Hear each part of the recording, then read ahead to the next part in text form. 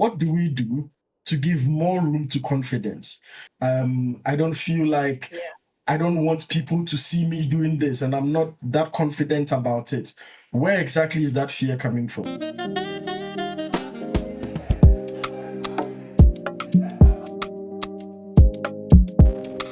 I once spent 2 hours getting home when I could have taken a 40-minute bus. Not because the route was bad, but because it required me to call out my bus stop in Cantonese and I didn't know how to speak it. But also, I was just not sure what it would sound like. And I'd never done it before. So I would rather waste 2 hours taking the long route than risk saying the word in front of strangers and probably in a way that they would think, why is this guy butchering our language and where is he coming from? That's what I think fear does. It doesn't always stop you with danger. It stops you with discomfort. It convinces you that familiar pain is safer than unfamiliar possibility. And so you should just stick to what you know. And that's the fear we are talking about today. The one that hides under being careful, being realistic, maybe later, not today. And I'm joined by a very brilliant friend, Pearl, who is very, very brilliant at breaking down why people do what they do, why people behave. She's very interested in digging deep into, especially the motivations that drive people to come to certain conclusions. And today we want to get very practical with fear, what it is, how it runs our lives, and how do we try and stop it. So, Pearl, welcome to the podcast. And what are your initial thoughts on how fear works on us? Okay. So, hiya. I think majority of our lives and then majority of what we do is just like governed like Yeah, by fear. I think 2 years ago I was reading this book by I think it was yeah, Simone Weil, and then she was just talking about how we kind of like are complicit in our own subjugation just because of the idea that like fear has been planted yeah, into us. And then when we talk about fear, it's just like fear across all boards: fear of uncertainty, fear of like being not feeling safe, fear of like just literally everything in yeah, our lives you can attach fear to it. And it's just so subtle, but also it can like just like really tend to govern like your entire life if you are not going to name it and then kind of like try to consciously do yeah, away with it. And for me, I think the most outstanding point of fear for me is when I relate with people in my yeah, workplace. Like, I'm trying to leave my job. I don't like my job. I'm trying to leave my job. And then when I go on lunch with my coworkers, most of them want to leave their yeah, jobs. But the thing for me is that most of them are just sat there saying that, I'm not really trying to do interviews. I'm not really trying to go. What if I go someone else and then they don't treat me the same way as they treat me yeah, here and all of those things. And then because of that, like they're just going to stay in this job, even though like they hate yeah, it so much.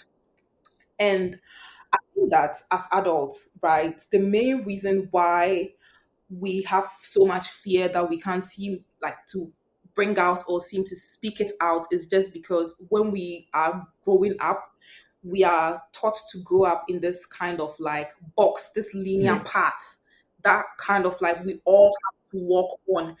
And then, so if you try to step out, you are being punished for it. Like, for example, if you decide not to go yeah, to uni, you are being punished by the system. You're not going to get jobs. It's going to be a much harder yeah, struggle for you if you don't follow that kind of path where we have said that if you walk on it, you're supposed to kind of like um, go to your success and then just have your prime time life. And that's the thing about fear is that the more you give it room, the more it's going to grow. It's like any other thing yeah, else in your life. It's like confidence. The more you give confidence room, the more it's going to grow. So the more it will grow, and it will go into subtle things like not being able to tell the bus driver where you need to stop. Because at the end of the day, it's just like it's just governing every moment and every part of your waking moments, like your waking yeah, hours. And then I just feel like sometimes it's just so sad that people never come around to being able to break that barrier or being able to see that it's fear. there's this thing I usually tell myself when I feel afraid to do Yeah. anything, because I always say that, and don't allow fear to disguise itself as Yeah. intuition. Because when you have fear or you're governed by fear so much, it begins to sound like your intuition. And you be just kind of say that, oh, my instinct is warning me against this. Like, that's how sometimes when you wield fear Yeah. consistently, it kind of like shroud it begins to present itself as second nature, as instinct, as intuition. If you do not deal with it, if you're not able to identify that this is fear speaking, it would almost sound like intuition. It would sound like excuses. It would sound part of you. And then you would never really get the point or the chance or the opportunity to be able to kind of like break Yeah. away from it. I mean, there are very, very interesting parts of what you've said. I've noted two questions I would ask you down the line based on something you just said, which is interesting. But I wanted to start with what exactly is fear, because when I started, like I was saying, when I started with my story of not wanting to get on the bus, because even though it's 40 minutes home, it's like it required me to speak and speak in someone else's language. And usually people that pick that bus are natives, because it's branded as you only need to be able to speak Cantonese before you pick that bus. So I would rather take the 2 hour long bus where I have a small red button to press and I can get off without saying a word to anyone. And I subjected myself to that long, torturous journey just because I was uncomfortable. I wasn't sure if I tried to mention the Cantonese word of my bus stop, what would the name sound like? How would people judge me? So ultimately, in that scenario, I called it fear, but it was also because I just didn't know what to do. Right. So I think some people label a lot of things to be fear. What I want us to try and do is, what exactly is fear? What constitutes fear? And how do we try and identify them for what they are? I think that most people's fear is mm, going to be tied to trauma. Okay. And like, I know most people don't like it when I say this, but then most people's fear is going to sound, or it's just going to come from trauma. Because for me, if I used to think about some of the things that I didn't want to do in public, and it was just because I was afraid that I'll be embarrassed, Yeah. which everybody fears Yeah. embarrassment. But behind that kind of embarrassment, you need to know that we can all feel the emotion of being embarrassed, but we interpret it Yeah. differently. And my feeling of embarrassment was shrouded in the fear that I'm going to come across as dumb if I made a mistake. Okay. And then I say that, okay, then just study, because if you study, then you have knowledge. And then when you have knowledge, it eliminates Yeah. that fear. But it didn't. It didn't eliminate that fear, because the thing is that I've not been able to deal individually or internally with the idea that people have held a light to me, or people have this idea that even before I speak, people are already thinking that she's going to sound dumb. And even before I can't have confidence in what or the knowledge I have, because I've not dealt with the fact that, or intrinsically I've not accepted the fact that I am not dumb. It's just because that there was still doubts there that Yeah. am I really as brilliant as I think I am? Am I really? And as I've not been able to deal with that doubt, as I've not been able to deal with that emotion, the fear of speaking in public, of making mistakes, of whatever, would always be there for me. And I think that in your case, what I see it is also as maybe somebody that growing up you must have probably struggled with your public appearance, how you looked in public, how public acceptance, how people related to Yeah. you, how people dealt with you, and all of those things. Because in that moment, if you're like, as I am here, knowing very well that like I can sometimes, I know that, oh, maybe because of pretty privilege, or maybe because of I'm a woman, whatever it is on in my whatever I have, I can get away with certain things. But if you're somebody who it struggles already with how you are perceived in Yeah. public, then in that moment, it's a very huge moment Yeah. for you, compared to somebody like me who does not have a fear of public perception. And the reason you would have that kind of crippling moment is just because that I feel like most of the time it's still tied to who you think, like who you are in yourself, or whatever your public perception has been in the Yeah. past. It's not something that you've been able to overcome. So you still overthink, or you still think deeply about how your public interactions will Yeah. be. And I think that everybody's fear is birthed from that kind of Yeah. trauma.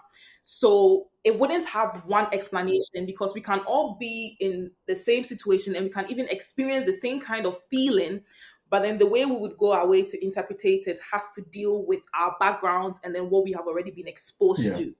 So when it comes to, let's say, like for example, when I started working out, I've just seen a lot of people. I'll use my sister as an example. So my sister came to me and she started talking about how she wishes that she would train upper body, but she doesn't want to train upper body because she doesn't want to look muscular, because she's already muscular. Yeah. And I said, baby girl, if you've never built muscles, you are not already muscular. Yeah. And with my sister, I could easily see through it, because when we were children, she was a bit tougher than the rest of Yeah. us. And then they would you tease her with it. They would say, "Oh, she's already athletic," so she's still carrying that into whatever she's Yeah. doing, thinking that that is already there. I told her that you need to deal with the perception that you are not tough, buff, Yeah. or whatever. You are who you are. And then if you need to work out, or if you need to train your upper body, you need to do it. So I would just say that fear wouldn't have one explicit explanation, but it would always be birthed out of like trauma. And the funny thing is that you have your conscious mind, and then you have your Yeah. subconscious mind. And the conscious mind would always like remember everything that you would want to Yeah. remember. But the most dangerous thing would be your subconscious mind, because that is what is going to pick up on the little things that you would not remember that you are holding on Yeah. to. But then they create certain feelings in the present that you can't trace back to. But then your subconscious mind is holding on onto Yeah. it. One of the things that I tend to do anytime I feel fear is ask myself, why am I afraid? Like, is it that they might find me repulsive? Is it that they might not like me? Is it like at the end of it, what's the underlying emotion, or what exactly am I afraid Yeah. of? And in the moment where I'm able to name my fear, I just feel like it becomes a little bit easy for me to deal with it. Because if I'm afraid of if they won't like me, if I'm afraid if I sound dumb, I'll just say that if you think I'm dumb because I make one mistake in this Yeah. interaction, that's on you, and I don't have anything else to do with Yeah. it.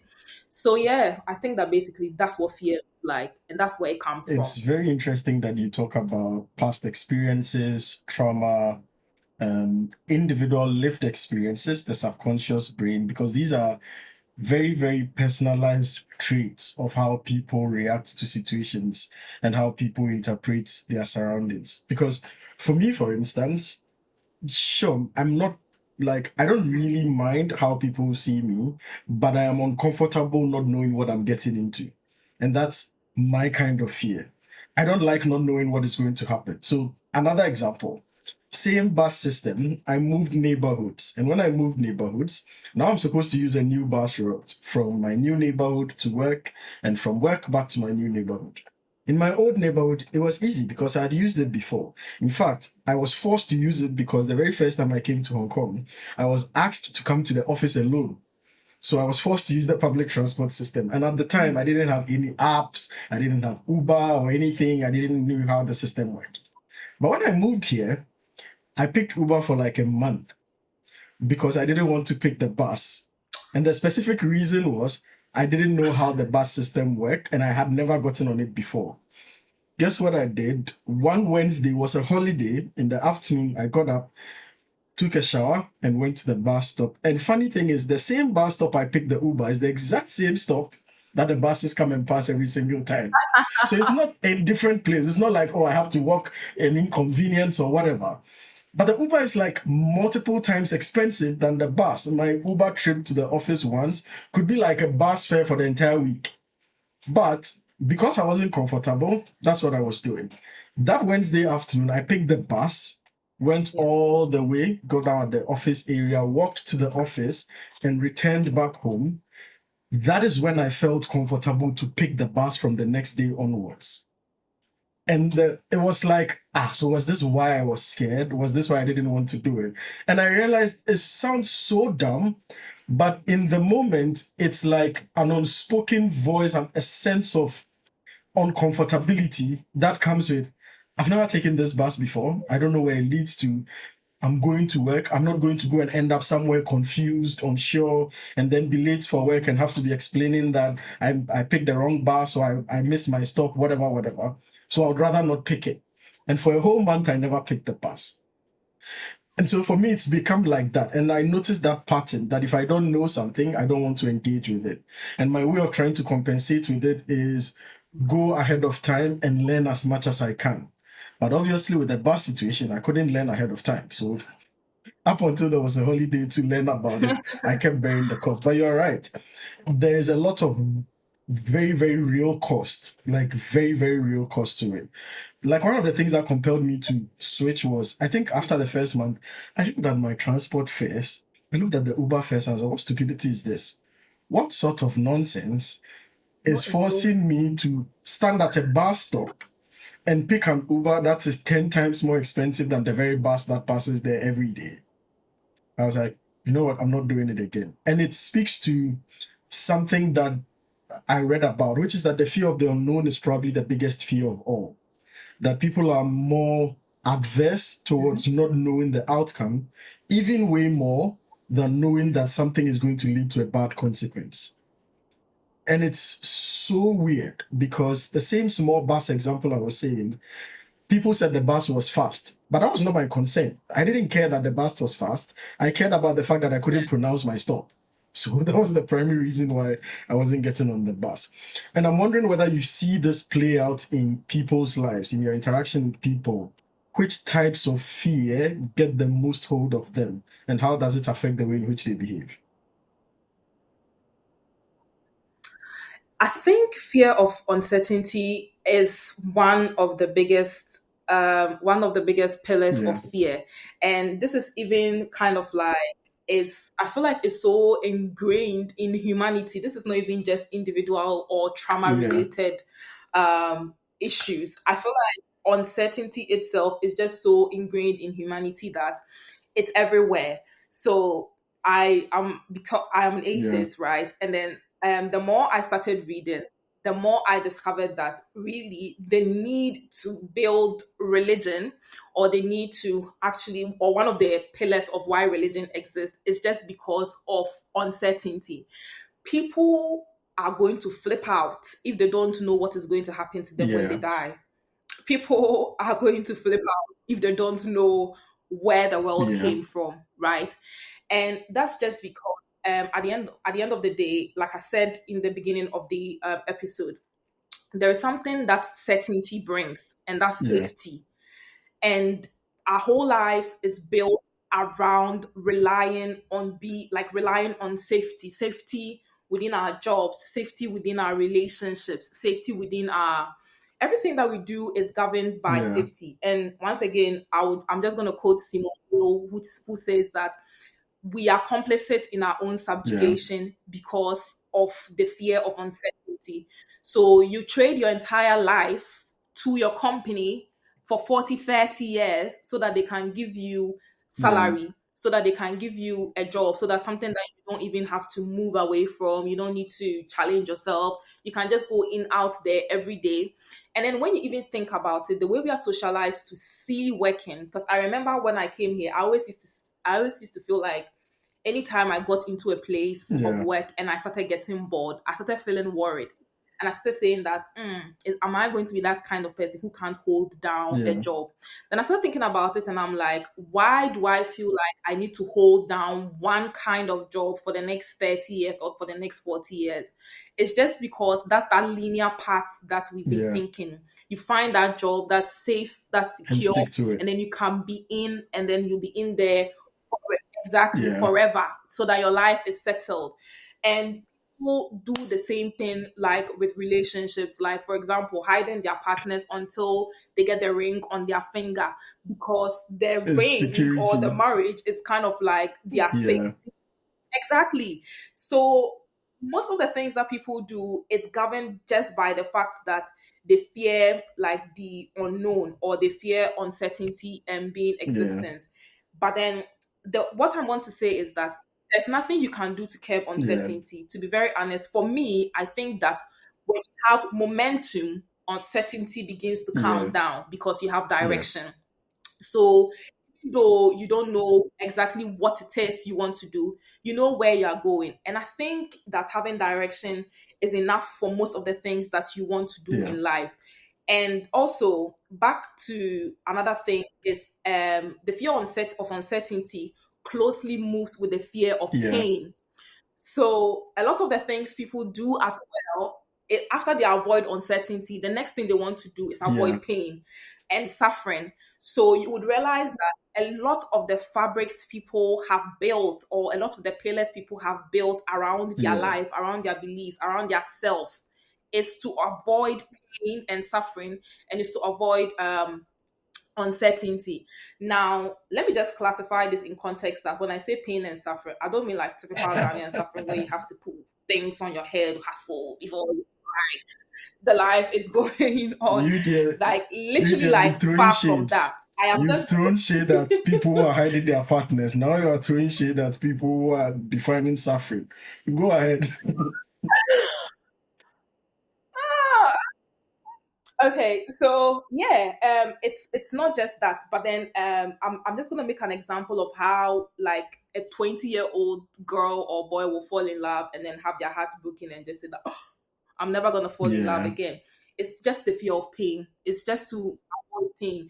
And people are going to deny themselves true fulfillment and then true actualization just because their life is going to be governed, or the pillars of their life is going to be governed by one, safety and Yeah. certainty, and then two, lack of Yeah. pain or lack of suffering. So anything that would bring suffering like into their lives, and it's also because of the kind of exposure that we have towards exactly our Yeah. socialization plays a big role into what we identify or what we classify as what suffering like should look like. So this is not a corny statement to say that, oh, you must suffer to Yeah. gain Yeah. Yeah. or whatever, but also you need to know most of the times, like in our lives, the steps people don't take is just because of some small moments of Yeah. discomfort. I remember my friend saying that I'm comfortable in my parents' house, but I don't want to relocate to the UK, even if I had the opportunity to. So I asked her that what if, like, for sure, you know that if you left your parents' house, you came here, you have a vast majority of Yeah. opportunities where you can completely achieve your, but then you need to have the first 3 years of discomfort because you will struggle within Yeah. those years before you do that. And then she was like, yeah, that's exactly what she doesn't want to go through. And I told her that, but around the time you'll be 40, that 3 years will be a small, insignificant moment in your Yeah. past. Like, you wouldn't even remember it. So, what is it? Like, why? Yeah. And it was like, what if I don't do well? See, that's uncertainty, like coming in again. That's pain coming in Yeah. again. So yeah, fear of pain, fear of uncertainty is governed by almost everything people Yeah. do. There are three people I want to reference at this point, and it sort of leans a lot into what you've just said.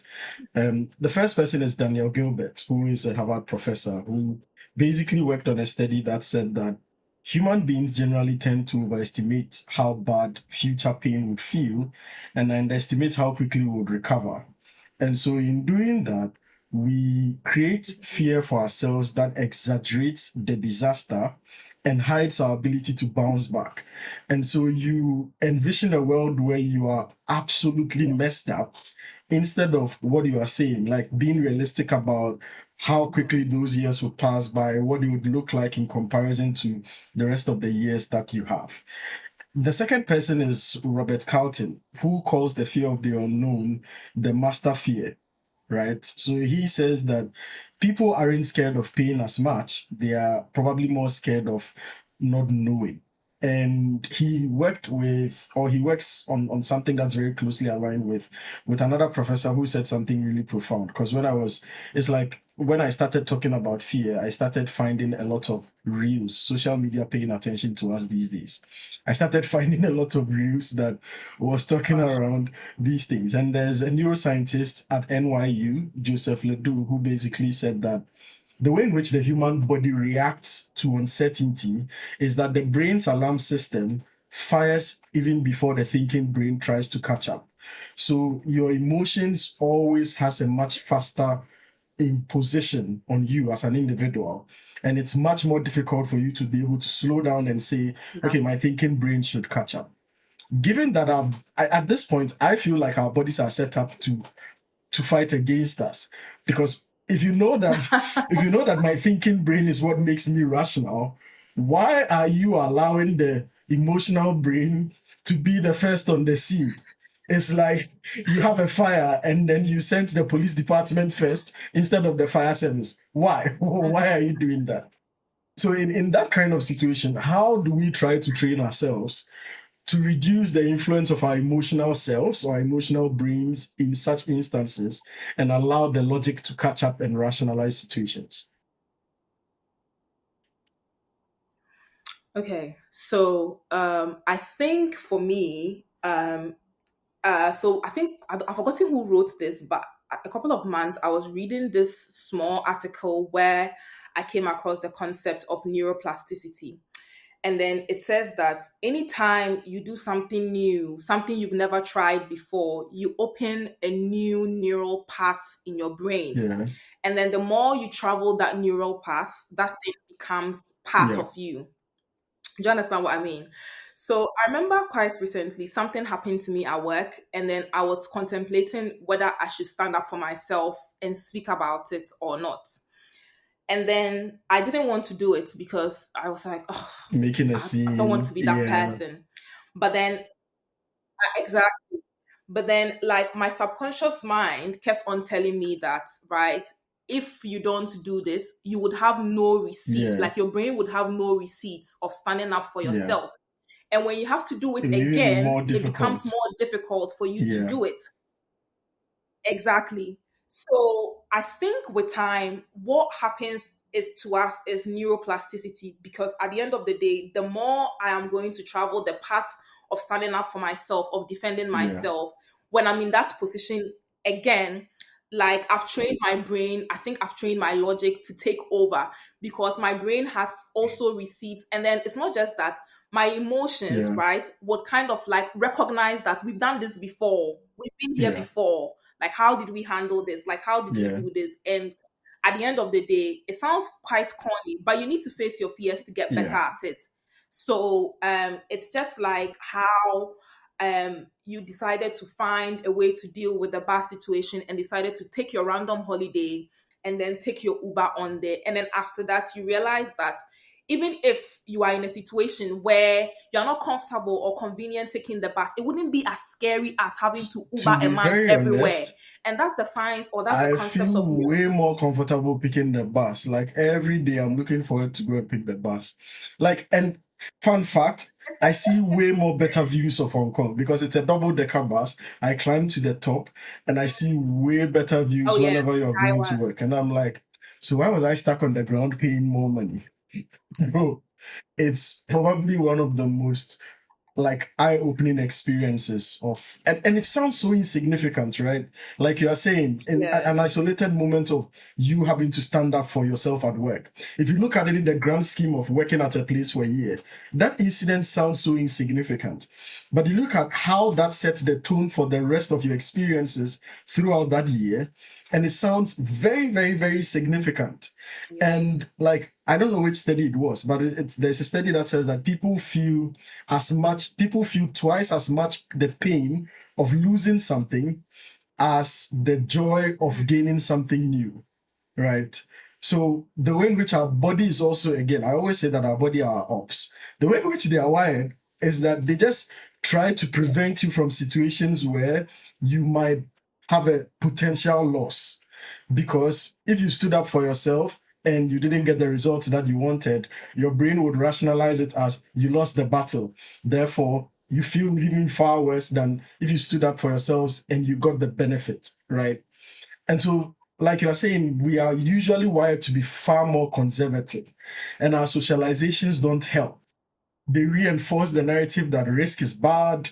You should follow a scripted life, go to school, become a nurse, marry and stay at home, and get 7 kids and raise a long family tree and move on with life. So, who wants 7 kids? That's just out of pocket.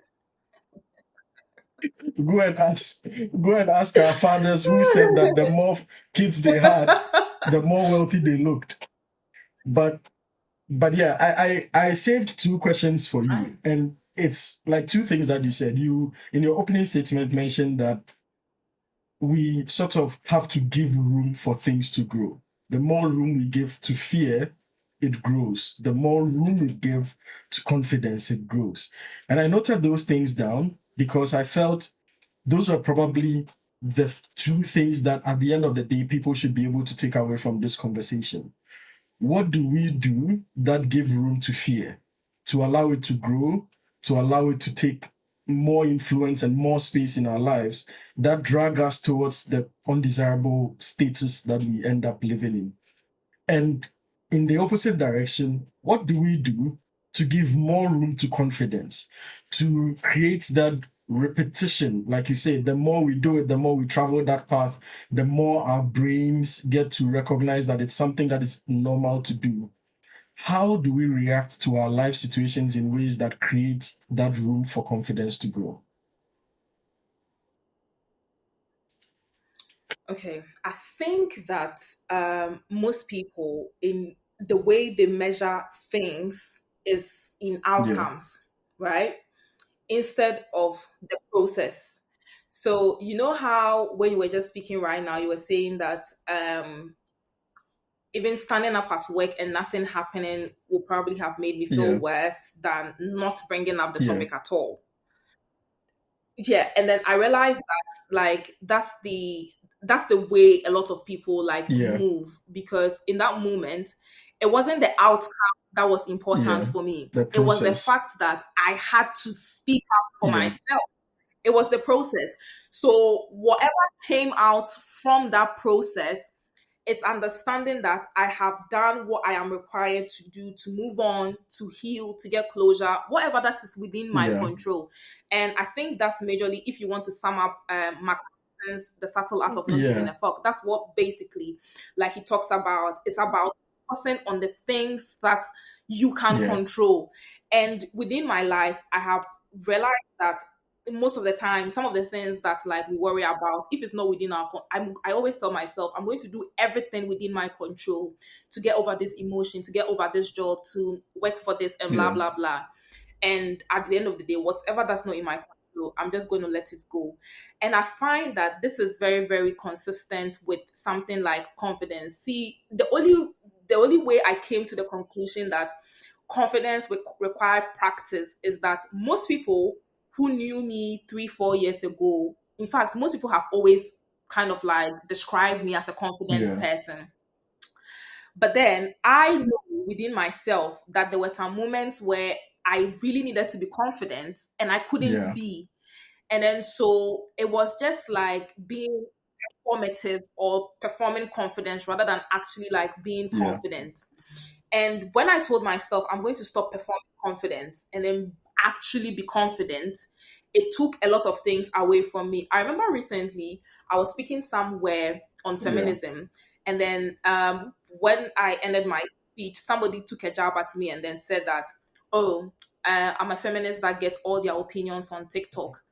And I just know that 3 4 years me would have tried to retaliate, would have tried to yeah, rebut. But this one, it was so funny for me because you come and see my library at home. All I do, it was just yeah, unfounded and it was just not true. And then I stopped trying to prove. Like I just stopped trying yeah, to prove. And I think that in a way, that's how to kind of like, stop reduce fear and then push more things like up. Just stop trying to prove yourself to yeah, people and tell yourself who you are. It all comes from fear, always comes from the way we are perceived. It comes from shame. yeah, It comes from anxiety. It all comes from yeah, perception and outside and outward yeah, interactions. So, me personally, I'm just going to say that if you do have certain things, or if you do have things that intrinsically you know yourself, and then you should be able to be honest with yourself to assess yeah, yourself. I think one thing also that really helps me is naming the yeah, fear, like naming exactly why I'm yeah, afraid to do something. The more you do that, the more when you begin to name your emotions, it loses Yeah. power. Like for real, when you begin to know that, okay, this thing that I'm feeling is Yeah. anxiety, and then I begin to think to myself, why am I feeling anxious? Is it that I can't deliver? Have I prepared enough? Yes, I've prepared enough.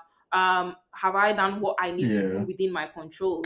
I have done all of that. So it's going to take a while. It's going to take a lot of practice. I remember one time being in a conversation with somebody where somebody said that the African chiefs contributed to Yeah. slavery and we sold our own people. And I was there. And as a black person, I just laughed. I couldn't dispute it. I couldn't do anything. I was afraid Yeah.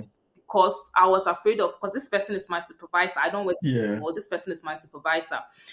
And when I walked away from that conversation, I think it was one of the first inflection points of my Yeah. confidence for me. I told myself that, why couldn't I speak up in this kind of situation? I'm known for doing this, but why can't I do Yeah. it? And it's just because in that moment, I didn't really have confidence like in myself to be able to do all of these Yeah. things. And I think that having small moments of inflections within your day, how and I am not somebody who advocates that any emotion is Yeah. dumb at all, because under every emotion that you feel, it's a sub layer of things which is connected to something deeper. And when you feel certain emotions, it's just prompting you to deal Yeah. with it. When you feel anxiety, it's just your body. That's another way to know that your body is not set up Yeah. against you. When you feel anxiety, that's your body propping you up to deal with it. When you feel sad, fear, anything that you feel, any emotion that you feel that is negative, that's your body prompting you to kind of like deal with that Yeah. thing. So we also constantly want to push away negative feelings, negative emotions. And I don't want to leave this call without having to talk about the fact that fear has a positive Yeah. side. Like it's not every time that fear is Yeah. crippling and fear is kind of like you're Yeah. doomed. And most of the some of the things, most of the biggest things that you're going to do within your life, if you don't have some fear towards it, I'm sorry, but you're not serious. You're not serious. So it's just being able to identify that fear would come, and it's not something that you have to spend the rest of your life Yeah. avoiding. It's something that you need to accept as part of humanity, Yeah. as part of living. And if everything that you want to do in your life is to actively work to avoid fear, that's all you are going to Yeah. face. Like you end up just still facing fear at the end of Yeah. the day. So I just think that fear is part of our everyday life. As I'm here, I still have so many fears that I don't tend to deal with, or I can't even break Yeah. down. But it's just understanding that fear is part of your daily life and it's part of your Yeah. humanity. So when it comes up, you just interact with it like you interact with your bestie that you see every day. You might not like them and they may do things that may annoy you, but then you still have to interact with them. Yeah. I hope my bestie is not watching this. Any fear and your bestie. You have I'm to like interested in who the interact. bestie is because now I can frame them properly. Cause hey, yeah, but I mean I agree with you. But yeah, not yeah. No, I was saying that I agree with you. I tend to, when you were speaking, it triggered like a memory of how we used to describe headache as biological science students.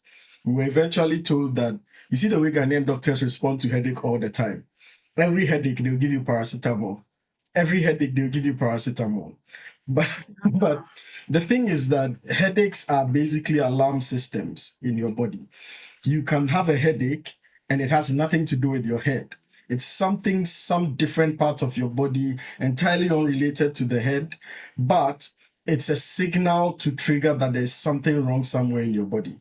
So typically what doctors are supposed to do is to analyze you and figure out where that signal is coming from. And I tend to feel the way in which we deal with pain, Them never. they will never analyze you. They'll give you, so when they give you the medicine, it takes away the pain for a while, but the main source of it is still there. And it was supposed to serve a function so that, oh, they would have prompted something at stage 1. They would have prompted something at its infancy. They will keep giving you paracetamol until it's stage 3 before the full-fledged symptoms come out. And then by that time, it's way too late, right? And it seems like a very, very perfect analogy for the fear that we are talking about. Because like I saying, it's supposed to be like an alarm system for you to analyze it and figure out, why am I feeling this way? Is it because I don't have enough knowledge or information? Is it because I don't want to feel dumb? Is it because I don't feel like, Yeah. I don't want people to see me doing this and I'm not that confident about it? Where exactly is that fear coming from? But usually, our default response, like Ghanaian doctors, is to avoid it. So I'm scared of this, I won't do it. Let me go and try something else.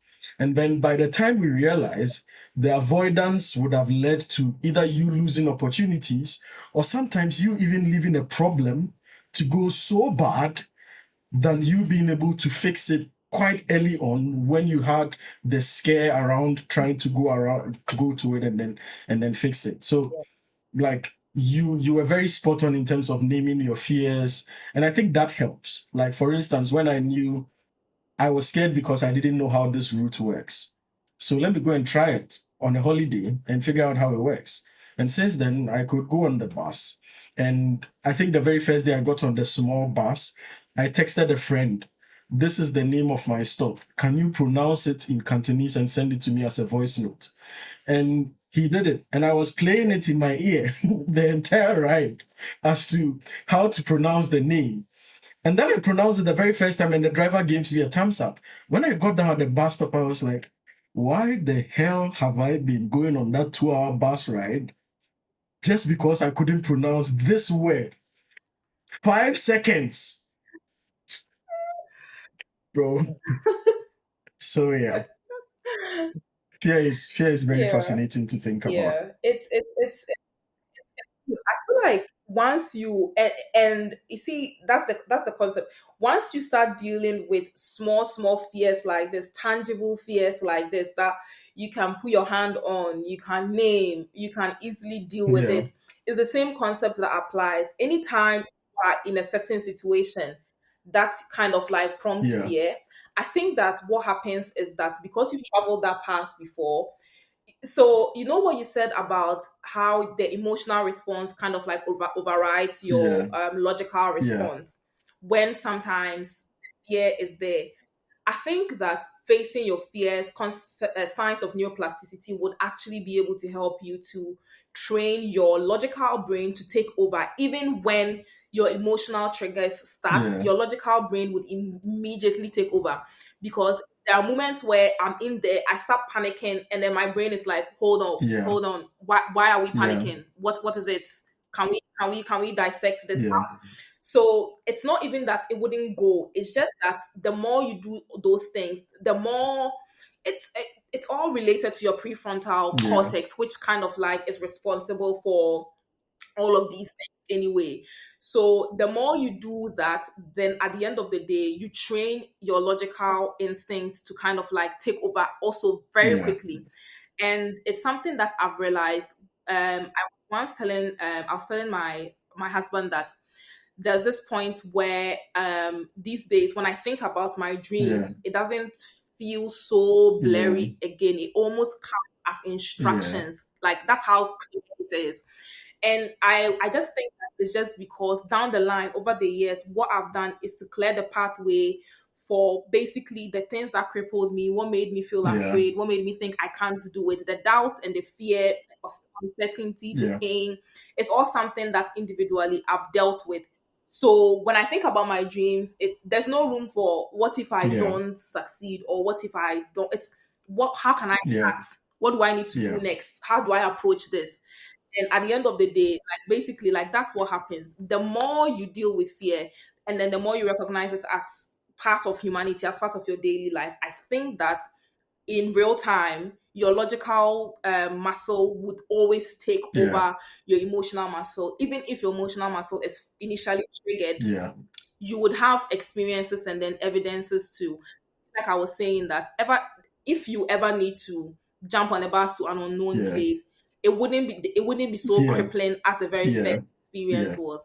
And really like that's just it. yeah, You might not even remember that it's in that moment that's what has equipped you to be less afraid yeah, now. You might not even be able to yeah, link it. But it's happening. yeah, yeah. Yeah, but like it's I happening. mean, So at the end of the day, we really have nothing else yeah. to do than to just face our fears and go through it. Like for me, when I sat back and evaluated it, to say that somebody who has been debating for the past, what, 9 years, somebody who has coached debates for almost 7 of those years, somebody who teach about 100 students every single week, to say that he is scared of pronouncing one word in a bus sounds so ridiculous that it's almost unable to explain, right? I'm almost unable to explain how those moments happen. But like I was saying, I think the thing is to train yourself. And I was realizing recently that actually this shouldn't be surprising me. I had an issue with big ticket items, so I dealt with that. And now I can take big ticket items, walk them back from 6 years down all the way to today and try work on them. So I'm really good with that. I hadn't realized I needed to do it with something as simple as getting on a bus. And I think that's where it caught me off Yeah. guard that, oh, I'm not over it. Fear as small as getting on the bus could dictate your day. Like I could sometimes get home so tired, but I was happy I took the 2 hour long route because I didn't have to say a word in a small minibus. Yeah, but I mean, if we were to boil all this discussion down, it's ultimately the idea that fear would always exist, but it's not always a bad signal. It's sometimes a signal of, I don't have enough data. Your body trying to tell you something, the circumstances trying to Yeah. demand something else of you to show up and try and be your best self and then encounter or deal with those situations. I mean, final words is I know that there are lots of people who are listening, stuck in relationships, stuck in a job, stuck in a friendship, stuck in a household. I don't know, the word stuck, I can use it for almost every other thing that people find themselves in. What would you tell such people who are listening? What would be, if any of them walked up to you and asked, Pearl, I'm stuck in a relationship. I'm scared of leaving. I'm not sure what would happen if I do. What advice would you give to those groups of people? Me, I'll say leave. Oh. If you are watching this right now, you're stuck in a relationship, leave because what? Yay. Anyway, so I'm just going to say this another corny stuff, Yeah, right? I would say that one, do hard stuff in yeah, your life. Like, do hard stuff like in your life. Because for me, when I was a kid, I used to be very yeah, sickly. Like, 1 minute I have asthma, the next minute I'm having something else, and all of those things. So, when I started working out, it was one of the things that I still held about yeah, myself. And then it was so weird for me. And this story is important because once I was able to kind of like work out and see in real time that like strength was yeah, built and I was not fundamentally weak like the way I saw yeah, myself, it shattered a core fundamental belief I had about yeah, myself. And you see, the thing is that once you shatter a fundamental belief you have about yourself, you move on to try and yeah, break the others. People who are afraid to leave that relationship is because of the fear of being alone. And if you are not in the habit of confronting things and changing and reshaping your self yeah, beliefs, you would never have the confidence or the trust in yourself to be able to walk away from the situations that yeah, cripple you. Once again, the only way you are able to overcome fear is to yeah, experience it. And then, so independently, this is even independent of relationships, love, life, yeah, whatever. As you are there yourself, you need to be challenging fundamental and then core beliefs about yourself. And then once you are able to do that, you realize that the way you move in life is yeah, different because now the way I move is not that I'm afraid that I won't get another yeah, job. See, the fear is not that I'm afraid that I won't get yeah, another job or I cannot excel in yeah, another job. I have been here, I've said there's nothing for me to learn. I'm out. I've yeah, tapped out.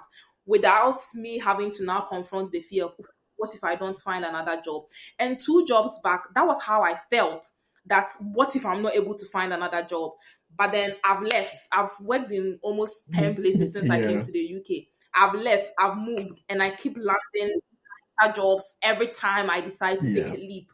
So I am not going to be that kind of person who's stuck in a yeah, job because I've already like kind of like faced that thing. and Yeah. done it. And there was moments of unemployment. There was moments where it was hard. There were moments where my friends invited me out and I had to say that. And then sometimes when I'm being here and then people back at home trying to extort me for money, and I said that, bro, I am not Yeah. working. And then they just be like, are you sure? Ah. Don't you have something small? There were uncomfortable moments Yeah. where friendships were lost because it was seen as being wickedness or something. So I don't even deny that I'm a wicked woman. The whole point is that you have to be willing. You have to. You have to be willing expose yourself to Yeah. hard things so that once again your brain has receipts of doing those things. Shatter. There are certain beliefs you hold about yourself that it didn't come from you, it came from your Yeah. environment, it came from your childhood, it came from you being told that you're not good enough. So when you found that man, you thought that, oh, that's the Yeah. jackpot, and then you don't want to leave because you're crippled by the fact you are Yeah. not good enough. That's not true. And even if it is true, being good enough is something that you can build on. What makes human beings good enough? Is it work? Yeah. Is it self? Is it decency? Is it morality? Whatever you think what would make you good enough, give yourself the room to Yeah. work on. And then so if that's the first point, do hard things and then confront fundamental beliefs you have about Yeah. yourself and then change that so that you know that wherever you are, whatever situation you are in, is never Yeah. stuck. It's just a choice to remain. Yeah. And that kind of like gives you all the power to be able to take leaps and then move forward like within your life. And then for me, I think that that's the best way to overcome the things that you're afraid of Yeah. to do by consistent, even if it's not related. Like for example, working out is not even related to some of the other things in Yeah. my life. But like I said, once I was able to shatter that fundamental belief that I'm sickly and then Yeah. weak, I said that what other things am I believing about myself that are not even like Yeah. real, that are not true, that I can Yeah. change? Do you understand? Yeah, that's very true. And I mean, to everyone listening, whatever you are avoiding, the conversation, the decision, the change, take that small step. Because usually what I hear people do is to say, "Oh, you think it's that easy," right? But that's the problem. Because the Oh more you yeah. say you think it's that easy, it's also a manifestation of the fear, the presumption that it's too difficult beyond you until you start to take the right steps. Like until I said the first letters of that bus stop name, which now I can actually say a few words in Cantonese, which is quite cool. Because, like you're saying, after I did that, I was like, cool, I can actually start learning the language. So now I can say, how are you? I can say, well done. I can say, good morning. I can greet people a little bit. And it's like, yeah, actually, that one thing is sort of influencing my belief that I can actually learn this language word by word. And in a few years, I could probably be able to speak it. So I'm still trying to wrap my head around why you've not come on the podcast 2 years in. And it's taken 2 years, over 2 years for you to show up here, Pearl. God is watching you. I'll come and fight about that one later. But yeah, thanks so much for joining us on this conversation. It Oh, was it was definitely fun having you. Yeah. it has been. Thanks everyone and see you on the next episode of the Shaft Conversations.